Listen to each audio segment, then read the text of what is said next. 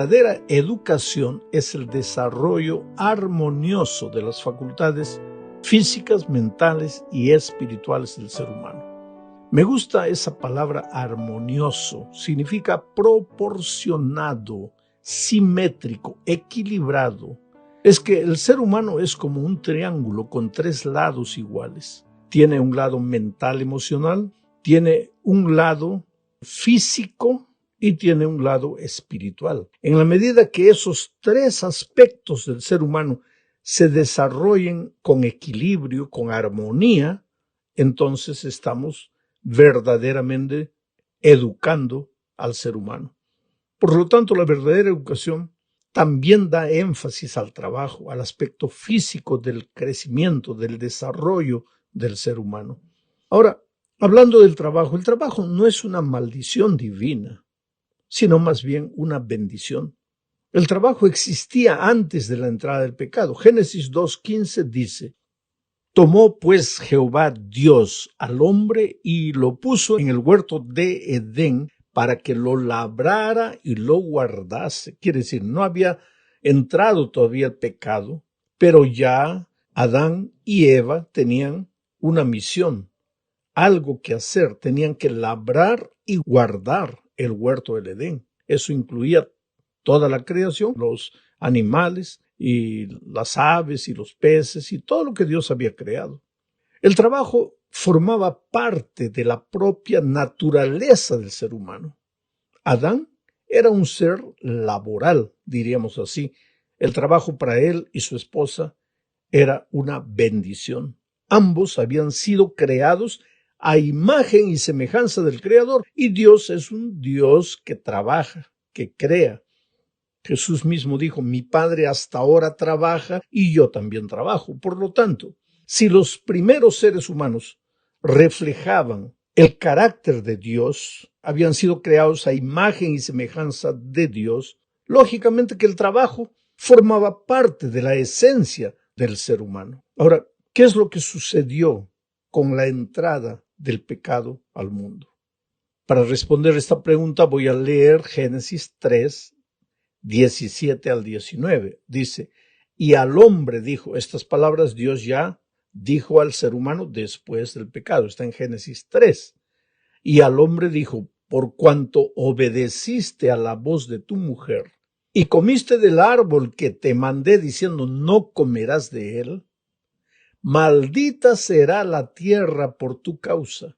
Con dolor comerás de ella todos los días de tu vida. Espinos y cardos te producirá y comerás plantas del campo.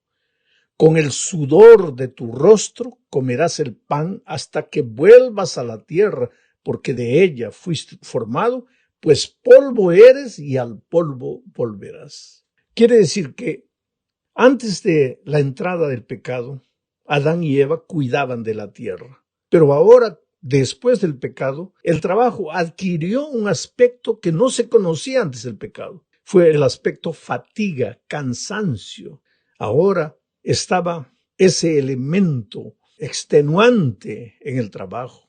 Antes el hombre y la mujer no se cansaban, antes del pecado. Trabajaban, pero no se cansaban. Ahora, después del pecado, continúan trabajando, pero ahora entra el elemento cansancio, agotamiento, y posteriormente, cuando la humanidad se multiplica, entra el elemento injusticia, el elemento violencia, el elemento abuso, explotación. El más fuerte explota al más rico, y pues ya se hace toda una desconfiguración de lo que originalmente era el trabajo. Asimismo, a pesar de la entrada del pecado, el trabajo es una bendición. Aun cuando no te paguen lo que deben pagarte, aun cuando tengas que trabajar más del tiempo que deberías trabajar, el trabajo es una bendición. ¿Por qué?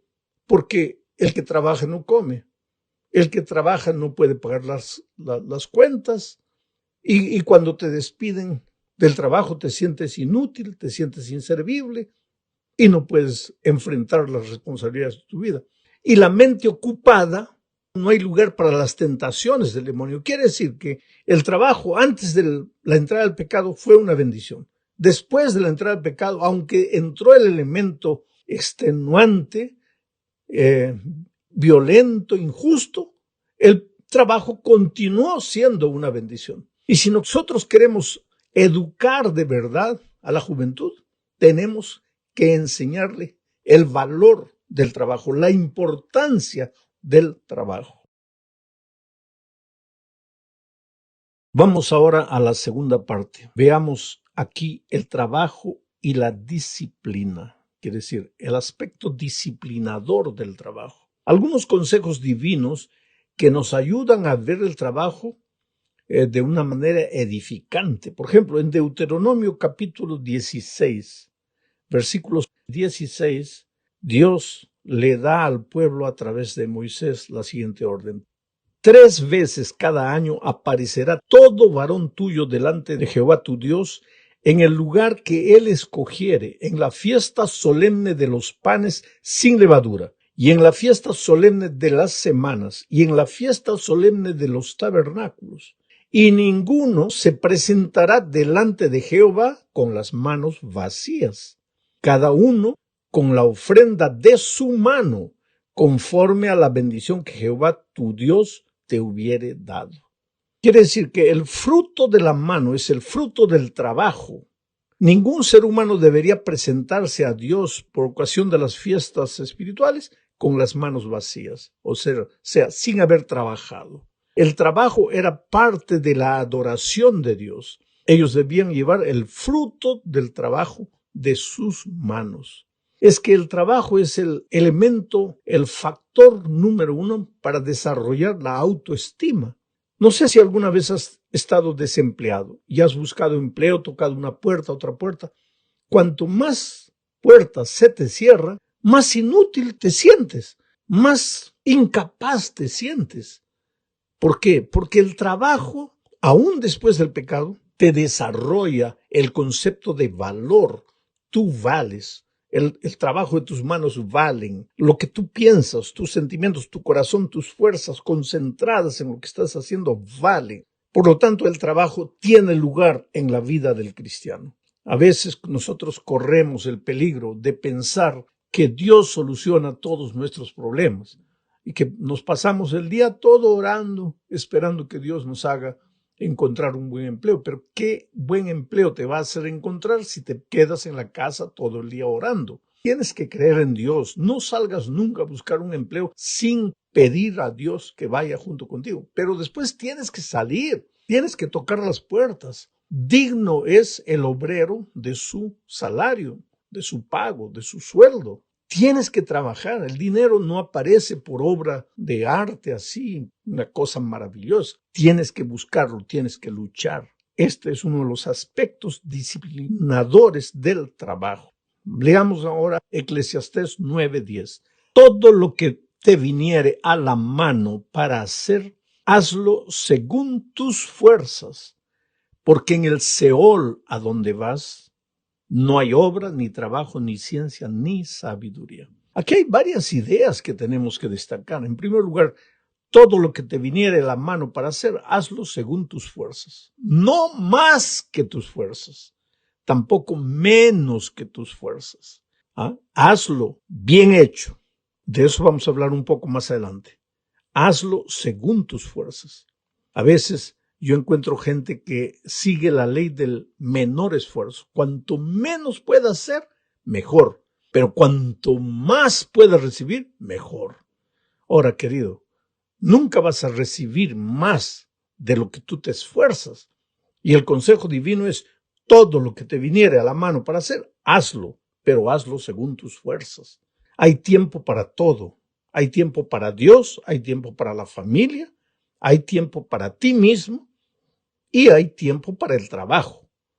Cometemos una imprudencia cuando mezclamos la cosa, cuando le dedicamos todo el tiempo a Dios y nos olvidamos de la familia o del trabajo, o cuando dedicamos todo el tiempo a la familia y nos olvidamos de Dios y del trabajo, o cuando dedicamos todo el tiempo al trabajo y nos olvidamos de Dios y de la familia. Dios es un Dios de equilibrio. Todo lo que viniere a la mano para hacer, hazlo según tus fuerzas. ¿Y por qué razón? Porque al sepulcro a donde tú vas y donde yo voy y donde todos vamos, ahí ya no hay obra, no hay trabajo ni ciencia. Entonces aprovechemos el tiempo que estamos vivos y trabajemos con todo nuestro corazón, con toda nuestra pasión. Inclusive los que se jubilan un día, está probado que el que se jubila y para de trabajar en poco tiempo muere. A un jubilado tienes que seguir haciendo algunas cosas. Por ejemplo, el jubilado podría hacer cosas que durante el tiempo en que trabajaba no podía porque no tenía tiempo. Practicar algún hobby, a algunos les gusta trabajar en el jardín, en la huerta, criar unas gallinas, recoger unos huevos, criar una vaca, ordeñar la leche, en fin, la carpintería, cualquier cosa, ¿ah? Pero no te pares, porque el trabajo está arraigado en tu naturaleza, en tu ser. Cuando tú paras de trabajar, inconscientemente, es como si pararas de vivir. Ya no tienes motivación para vivir y vas muriendo, porque eso Dios lo colocó en tu corazón. Vamos ahora a Proverbios 21-25. Dice, el deseo del perezoso le mata, porque sus manos no quieren trabajar. ¿En qué sentido el deseo del perezoso le mata? Es que pues has nacido para el trabajo, porque si el trabajo existía antes del pecado, si cuando el ser humano fue creado, Dios ya le dijo, te he creado y te doy que cuides el huerto, ya le estaba dando el trabajo, así como le dio el aire para respirar, así como le dio el sol para alumbrarlo, así como le dio el sábado para encontrarse paz y comunión con Dios, le dio el trabajo para trabajar. Inclusive en la propia ley de Dios encontramos 6 días trabajarás y harás todo. El 7º día descansarás. No dijo los 7 días descansarás o los 7 días harás lo menos que puedas hacer. No, no. Hay un día para el Señor, un día de reposo. Y después hay que trabajar, pero también hay que darle tiempo a la familia. En fin, ya expliqué todo eso. Vamos a la tercera parte, el trabajo y la excelencia.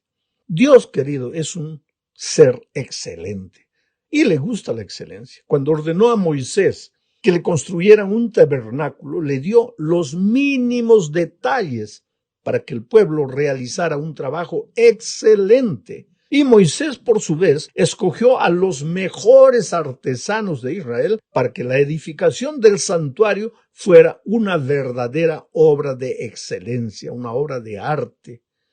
Porque Dios merece lo mejor. Él es un Dios que todo lo que hace, lo hace con perfección. Es un Dios de excelencia. Jeremías 32, 17 y 19 dice, Oh Señor Jehová, he aquí que tú hiciste el cielo. Voy a ir comentando. He aquí que tú hiciste el cielo. Ahora, mira, una noche sal afuera cuando no hay nubes y mira el cielo, las estrellas, la luna. Mira la tierra con su gran poder, dice Jeremías. Observa los pajaritos, las mariposas, las flores. ¿No es un Dios excelente? ¿No es un Dios de excelencia? Entonces vuelvo al texto. Oh Señor Jehová, he aquí que tú hiciste el cielo y la tierra con tu gran poder y con tu brazo extendido. No hay nada que sea difícil para ti. Grande en consejo y magnífico en hechos. Es decir, los hechos de Dios son excelentes, porque tus ojos están abiertos sobre todos los caminos de los hijos de los hombres, para dar a cada uno según sus caminos y según el fruto de sus obras. Obra tiene que ver con la mano, con el trabajo. El Dios excelente te mira desde el cielo para ver si tus manos están haciendo un trabajo excelente. Esto va contra la ley del menor esfuerzo. Todo lo que viniere a tus manos para hacer, hazlo con todas tus fuerzas. No ahorres fuerzas. Cuando es hora de trabajar, trabaja. Cuando es hora de llegar al trabajo, sé el primero en llegar, sé el último en salir. Ve más allá de lo que se espera de ti. Trabaja con excelencia, porque eres un hijo de Dios, porque representas el carácter de Dios en esta tierra. Nadie ignora, querido, nadie ignora que la sociedad en la que vivimos pues se ha convertido en una sociedad competitiva, demanda excelencia en cualquier área de la vida. Si quieres triunfar, si quieres vencer, tienes que ser un hombre excelente en lo que haces, una mujer excelente. Vivimos en un mundo que constantemente está cambiando y no se puede caer en el conformismo, en la mediocridad. El trabajo que realizamos necesita ser excelente. Ahora, ¿qué es la excelencia? Bueno, según el diccionario español, significa, entre otras cosas, grandeza, eminencia, no inminencia, eminencia, superioridad, altura, dignidad, majestad, poder, soberanía, importancia, elevación, excelsitud. La Biblia habla constantemente de la excelencia de Dios y la relaciona con su magnificencia, con su grandeza, con su poder, y desea que sus hijos sean excelentes en lo que realicen. Sí, porque la visión de Dios es reflejar su excelencia en nosotros. Por eso nos llama reyes en Apocalipsis 1:6. Nos ve como un linaje escogido, real sacerdocio, en 1 Pedro 2:9. Y Efesios 4:13 dice, hasta que todos lleguemos a la unidad de la fe y del conocimiento del Hijo de Dios, a un varón perfecto, excelente, a la medida de la estatura, de la plenitud de Cristo, de la excelencia de Cristo. Dios quiere que crezcamos en esta vida, en esta tierra, para ser excelentes como Cristo fue. Entonces, querido, cuando tú trabajes, trabaja con excelencia. Ahora, el resultado natural de la excelencia en tu trabajo va a ser el títulos, los cargos, el dinero, el sueldo. Todo eso es resultado. Nadie que entra a trabajar por el dinero llega a tener dinero. Tú olvídate del dinero. El dinero es importante, pero es un resultado. Tú haz lo que tengas que hacer con excelencia, con ánimo. Hazlo con alegría, con júbilo, porque no estás trabajando solo para un patrón humano. Estás trabajando también para un Dios que te observa desde los cielos, un Dios excelente que quiere que tus caminos sean excelentes. Vamos a la cuarta parte, el trabajo y la espiritualidad.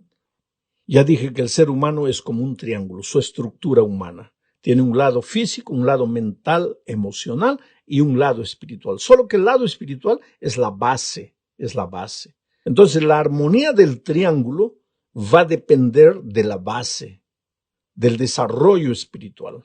Si tienes un lado espiritual bien alimentado, bien educado, bien formado, bien desarrollado, entonces el lado físico y el lado mental, emocional van a estar en armonía. Ahora, si el lado espiritual está desequilibrado, todo el triángulo se viene abajo. Por eso es que hay gente que encuentra dinero, trabaja, crece profesionalmente, pero nunca está satisfecho. Tiene buena salud, tiene todo, pero no está satisfecho. ¿Por qué? Porque no tiene la base espiritual. Es por eso que la educación cristiana tiene que enseñar no solamente el aspecto positivo, edificante del trabajo, no solamente las materias que tienen que ver con el desarrollo y el crecimiento intelectual del ser humano, no solamente con administrar bien las emociones, sino también con el desarrollo del lado espiritual, enseñarle al ser humano que si vino de un Dios espiritual, él es un ser espiritual, el ser humano es un ser espiritual, tiene un lado espiritual, y si no lo desarrolla, si no lo cuida, si no lo protege, pues nada de lo que tenga en la vida, de lo que adquiere en la vida va a tener sentido, siempre va a ser un ser humano infeliz. Finalmente, en la última parte veremos el asunto del trabajo y la mayordomía. ¿Sabes, querido? Olvidarse es morir con lentitud. Es irse a los pocos. Es perderse en una larga carretera cubierta de neblina. Eso es olvidarse. Una vida sin recuerdos es como un álbum sin fotografías, sin vida, sin historia. Todos nosotros corremos el peligro de olvidar lo que Dios hizo por nosotros en el pasado. Nos acecha la idea de que lo bueno que tenemos es apenas el fruto de nuestro trabajo, de nuestro esfuerzo. Israel no era diferente de nosotros. Por eso, antes de entrar a la tierra prometida, el Señor le advirtió en Deuteronomio 8, 11 al 14 lo siguiente: cuídate de no olvidarte de Jehová tu Dios para cumplir sus mandamientos, sus decretos y sus estatutos que yo te ordeno hoy. No suceda que comas y te sacies y edifiques buenas casas en que habites, y tus vacas y tus ovejas se aumenten, y la plata y el oro se te multipliquen, y todo lo que tuvieres se aumente, y se enorgullezca tu corazón, y te olvides de Jehová tu Dios, que te sacó de la tierra de Egipto, de casa de servidumbre.